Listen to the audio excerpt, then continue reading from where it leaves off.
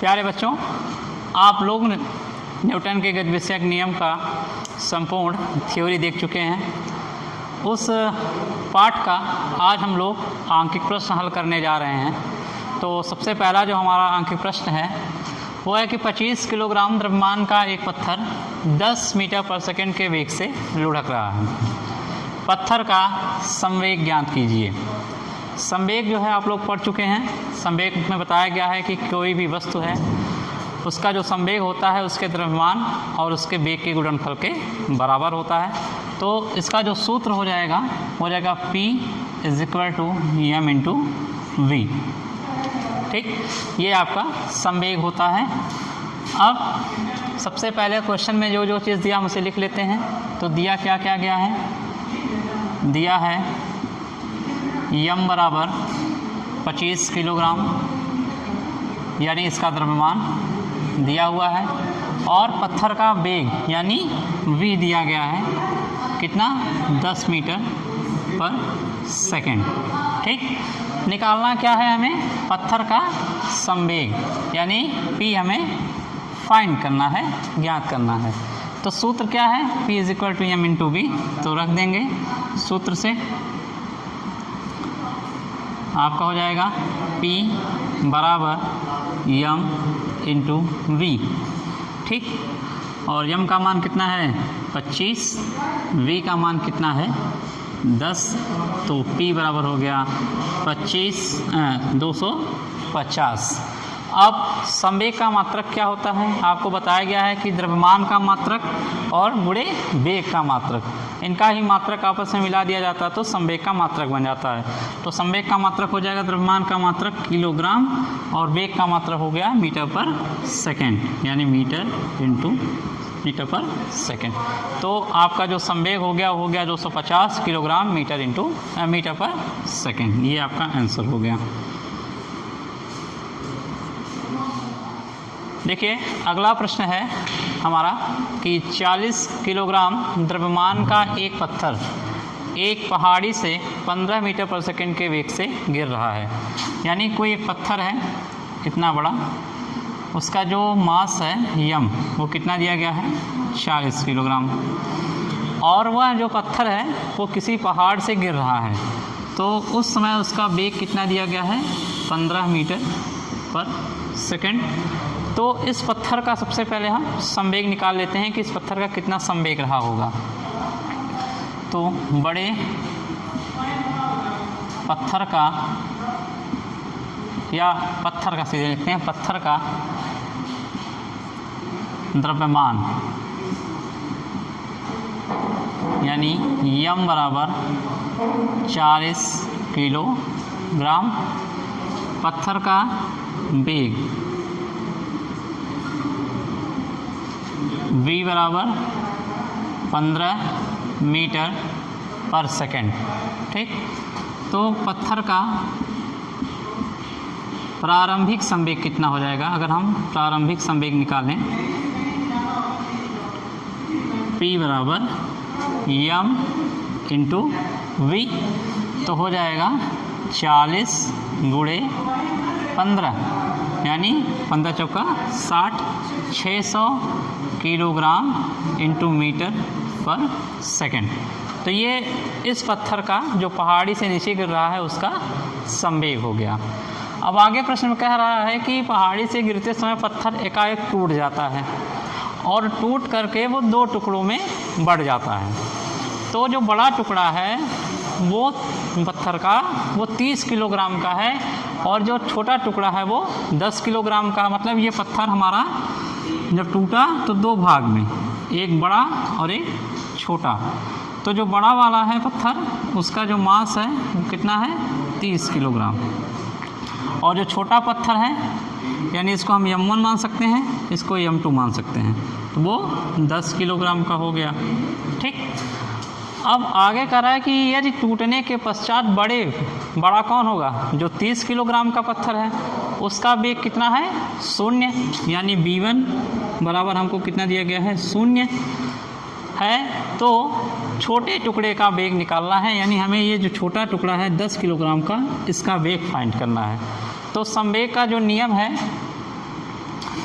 यानी लिखा जाए तो P बराबर क्या हो जाएगा, या अंतिम संवेग अगर हम लिखें तो अंतिम संवेग बराबर आपका हो जाएगा m1 v1 plus m2 v2।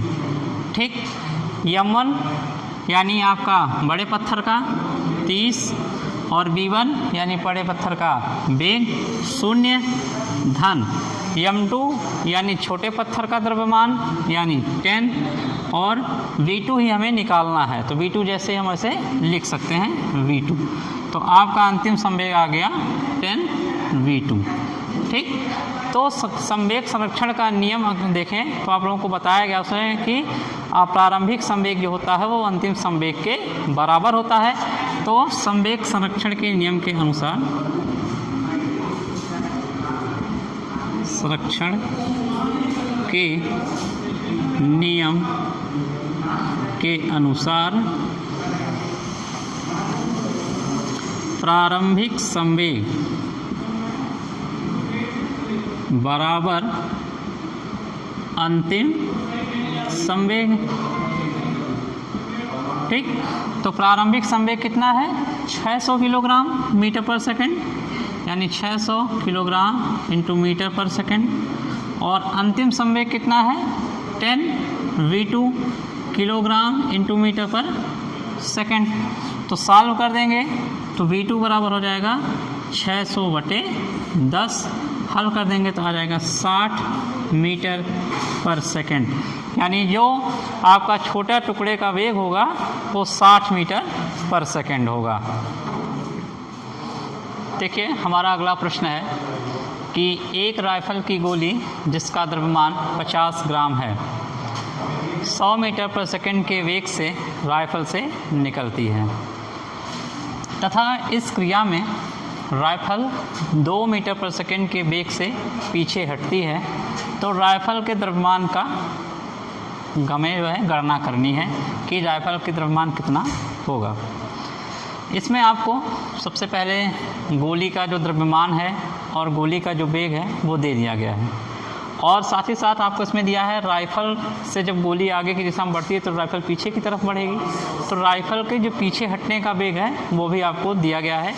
इसमें आपको राइफल का द्रव्यमान यानी उसका जो मास है वो फाइंड करना है। तो सबसे पहले जो दिया गया है उससे आप लोग लिख लीजिए, दिया है m1 बराबर 50 ग्राम, ठीक, और v1 बराबर दिया गया है 100 मीटर पर सेकंड। उसके बाद इस क्रिया में राइफल का जो वेग है वो पीछे जा रहा है, यानी v2 का जो चिन्ह होगा वो ऋणात्मक होगा। ये चीज़ आप ध्यान रखिएगा क्योंकि राइफल पीछे की तरफ हट रही है। ठीक, तो माइनस v2 का जो मान दिया गया है वो दिया गया है 2 मीटर पर सेकंड। निकालना क्या है राइफल का द्रव्यमान यानी m2। अब देखिए इसके यूनिट को हम लोग देख लेते हैं। तो जो यूनिट है वो 2 यूनिट आपका MKS में है, और जबकि जो द्रव्यमान की जो यूनिट दी गई है वो CGS में दी गई है। तो सबसे पहले हम लोग जो CGS यूनिट वो है उसे MKS यूनिट में कन्वर्ट कर लेंगे। तो हम लोग जानते हैं कि 1 किलोग्राम में 1000 ग्राम होता है, ठीक, या इसी को लिखा जा सकता है 10⁻³ ग्राम। तो 1 ग्राम में या जो v2 का मान है इसको यहाँ पे हम माइनस साइन लगाएंगे, ना कि यहाँ पे लगाएंगे, सॉरी उसके लिए। तो हम यहाँ पे थे कि 1 किलोग्राम बराबर होता है 1000 ग्राम, और इसको हम 10⁻³ ग्राम में साइंटिफिक में लिख सकते हैं साइंटिफिक रूल के अनुसार। तो ये अब ये हो जाएगा कि 1 ग्राम में कितना किलोग्राम, तो 1 ग्राम में हो जाएगा 1/10⁻³ किलोग्राम, या हम इसको लिख सकते हैं 10⁻³ किलोग्राम। ठीक, तो अब यहाँ पे जो m1 का मान है इसको जब हम कन्वर्ट कर देंगे किलोग्राम में तो हो जाएगा 50 × 10⁻³ किलोग्राम। ग्राम। अब V1 भी पता चल गया, V2 पता चल गया, m2 हमें निकालना है, m1 का मान पता हो गया। तो सूत्र के अनुसार संवेग संरक्षण के क्या होता है, m1 V1 plus m2 V2 बराबर 0। ठीक, क्योंकि प्रारंभिक वेग इसका कुछ दिया नहीं है, इसलिए उधर के भाग को हम लोग 0 के बराबर मान लेंगे।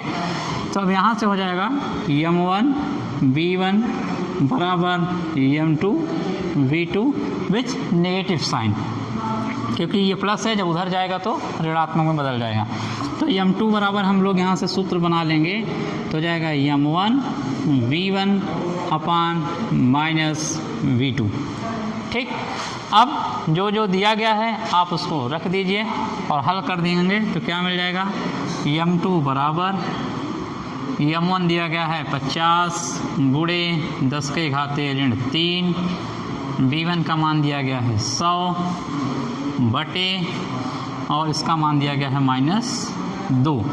ठीक, अब हल कर दीजिए तो जाएगा, इसको काट देंगे तो जाएगा 25, हो जाएगा 25 विथ नेगेटिव साइन इंटू 10 की पावर -3 इंटू यहाँ पे आपका क्या हो जाएगा 10 की पावर 2, तो ये हो जाएगा 25 इंटू 10 की पावर -1, या हल करेंगे तो आएगा 2.5।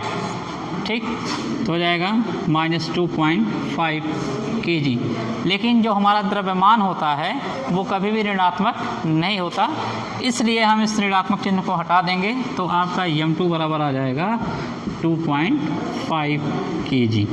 तो ये आपका आंसर हो गया। देखिए अगला प्रश्न जो है वो एकदम सिमिलरली जैसे प्रश्न संख्या 3 हम लोग इसके पीछे लगाए हैं, वही प्रश्न है। उसमें हमें राइफल का द्रव्यमान निकालना था, यहाँ पर हमें राइफल के वेग की गणना करनी है। तो प्रश्न दिया गया है कि एक राइफल की गोली जिसका द्रव्यमान 50 ग्राम है, ठीक, 100 मीटर पर सेकंड के वेग से राइफल से निकलती है।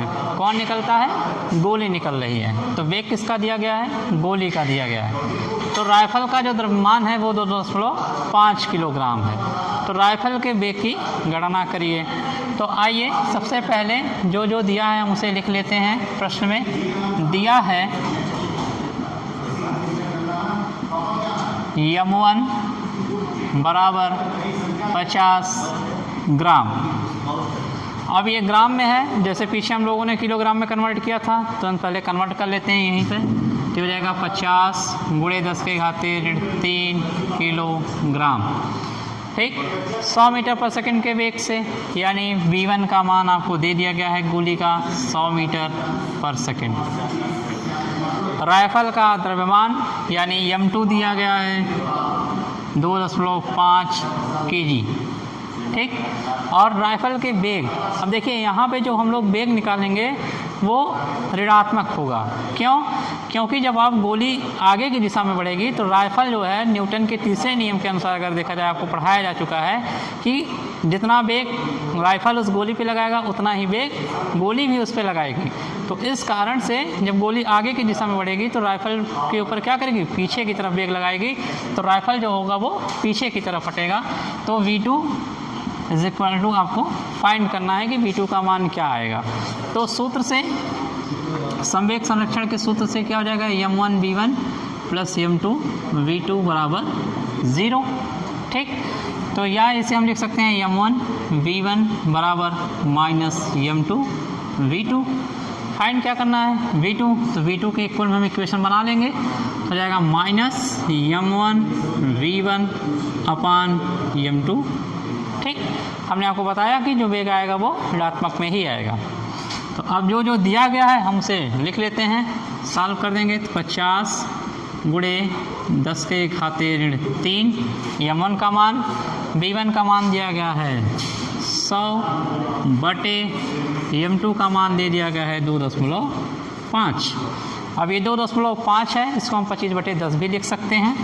ठीक, तो आगे हल करेंगे 50 गुणे 10 के घाते ऋण 3, इसको लिख सकते हैं 10 के घाते 2 बटे 25/10। और ये 10 जब ऊपर चला जाएगा तो आपका क्या हो जाएगा, यहाँ माइनस साइन लगाते हुए चलेंगे, -50 × 10 के घाते -3 × 10 के घाते 2, तो ये 10 ऊपर गया तो हो जाएगा 10 के घाते 1/25।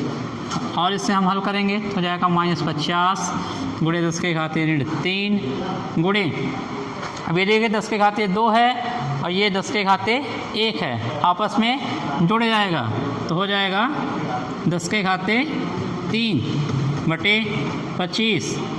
तो ये कट गया तो हो जाएगा -50/25, काट देंगे तो हो जाएगा -2 मीटर पर सेकंड। और ये घातांक के नियम से गया है, 10 के घाते -3 + 3 बराबर 10 के घाते 0 और इसका मान 1 होता है। तो ये आपका आंसर हो गया। ठीक है, देखिए अगला प्रश्न है हमारा, 1.0 किलोग्राम के एक हथौड़े से एक नगण्य द्रव्यमान की कील की माथे पर 10 मीटर पर सेकंड के वेग से आघात करके उसे एक लकड़ी के गुटके में 10 सेंटीमीटर की गहराई तक धंसा दिया जाता है। जैसे एक कील है, ठीक, यही कील का जो आगे का हिस्सा हो गया, और जब हम हथौड़े से इस पर मार रहे हैं तो जो हथौड़े का द्रव्यमान है वो आपको दिया गया है 10 किलोग्राम।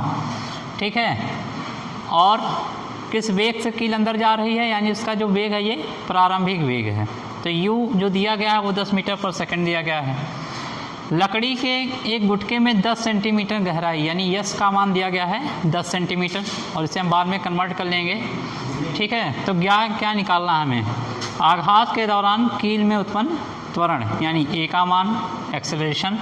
दूसरा निकालना है कि कितना समय लगेगा उसमें अंदर तक गहराई तक जाने में कील को, और तीसरा हमें निकालना है बल का आवेग कि कितना आवेग होगा।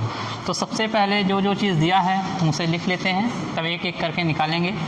दिया गया है यम बराबर 1.0 kg, उसके बाद u का मान दिया गया है 10 मीटर पर सेकंड, दिया गया है आगे यस यानी गहराई 10 सेंटीमीटर, लेकिन इसे जब हम मीटर में कन्वर्ट कर लेंगे तो हो जाएगा 0.1 मीटर। अब निकालना हमें क्या है, त्वरण। ए का मान सबसे पहला है, दूसरा हमें क्या निकालना है, अवधि यानी टाइम पीरियड, समय टी निकालना है, और तीसरा हमें क्या निकालना है, बल आवेग यानी आई का मान, इम्पल्स, ठीक, कितना आवेग निकला। और आवेग आप लोगों को बताया गया है कि बहुत सूक्ष्म समय अंतराल के लिए अगर किसी वस्तु पर बल लगाया जाता है तो वो उतने ही समय अंतराल में वस्तु के संवेग में परिवर्तन कर देता है। ठीक, इसी को हम लोग आवेग कहते हैं। तो यही 3 चीज़ आपको फाइंड करना है। तो सबसे पहले हम लोगों को निकालना है त्वरण, यानी फर्स्ट हम फाइंड करेंगे आघात के दौरान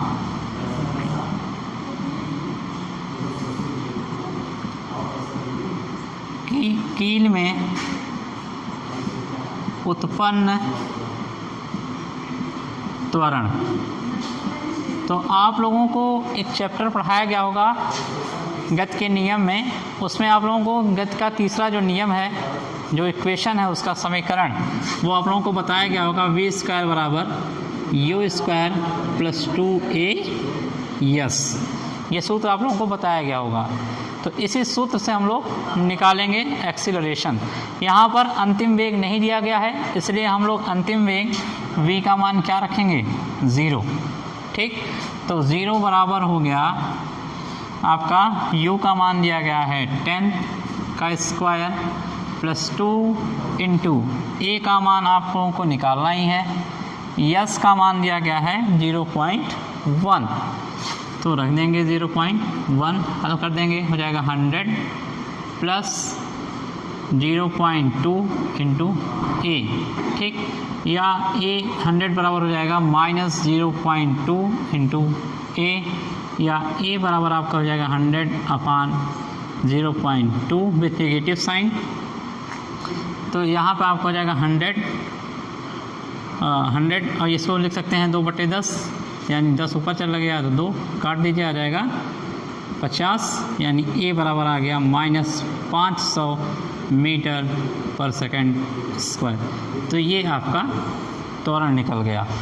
ठीक, अब हम लोग जो नेक्स्ट है टाइम पीरियड निकाल लेते हैं सेकंड कि कितना समय लगेगा। तो आघात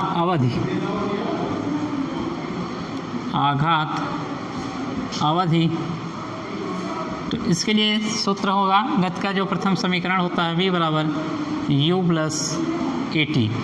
ठीक, टाइम निकालना है, बाकी सब हमें पता है, यहाँ से निकाल लेते हैं। तो यहाँ से हो जाएगा v - u बराबर at, या t बराबर हम लोग लिख सकते हैं v - u/a।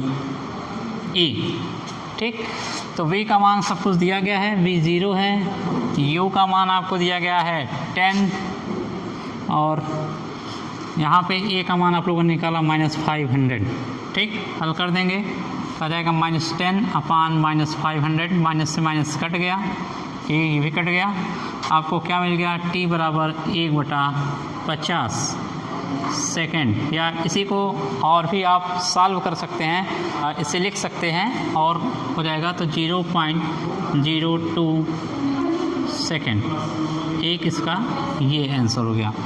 ठीक, यानी t बराबर 0.02 सेकेंड। और तीसरा है, अब निकाल लेंगे आवेग। तो तीसरा बल का आवेग आपका हो गया, तो बल का आवेग यानी क्या होता है, बल का आवेग बराबर हम लोग निकालेंगे I = m × डेल्टा v, या इसी को हम लोग लिख सकते हैं m v - u, या इसी को लिखा जा सकता है m v - m u। ठीक, अब v का मान तो 0 है, मान रख देंगे सबका बारी बारी से। यम दिया गया है आपको 1 किलोग्राम गुणे 0 -1 गुणे 10। ठीक, यानी वेग का मान आपको 10 मीटर पर सेकंड दिया ही गया है, हल कर देंगे, ये तो पूरा 0 हो गया, तो 0 - 1 गुणे 10, यानी I बराबर हो जाएगा -10। ठीक, और तो आवेग होता है आपका -10, और इसका जो है हम लोग यूनिट लिख देंगे। तो यूनिट निकालने के लिए यम का किलोग्राम हो गया, और डेल्टा भी हमारा क्या है, वेग है, वेग परिवर्तन, तो इसका हम लोग लिख सकते हैं मीटर पर सेकंड। तो इसका जो यूनिट हो जाएगा किलोग्राम × मीटर पर सेकंड। तो इस तरीके से आपके तीनों आंसर आ गए, ए निकाल लिया गया, टी निकाल लिया गया और आई निकाल लिया गया। धन्यवाद।